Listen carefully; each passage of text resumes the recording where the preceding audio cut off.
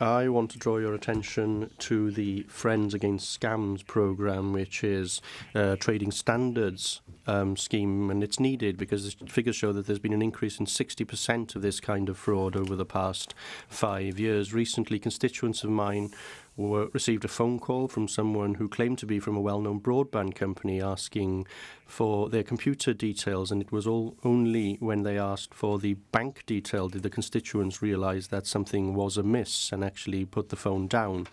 Fortunately, they contacted my office and I could advise them on how to safeguard both their computers and their money. I know well another individual who fell for a very similar scam. Yes, there was a financial loss, but more than that, I saw the embarrassment that this individual felt.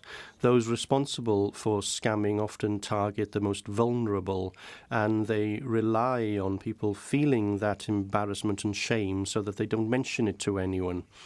It is estimated that some only 5% of people who have been scammed actually inform the authorities of it. The truth is that turning to friends or family is a way of sharing that anxiety, and there are plenty of organisations available to warn others and try and recoup funds, including the Older People's Commissioner, the Local Trading Standards Office, or CAB. And I would encourage everyone here to go on the Friends Against Scams website, friendsagainstscams.org.uk, and to raise awareness of scamming in order to defend innocent people from these cruel criminals.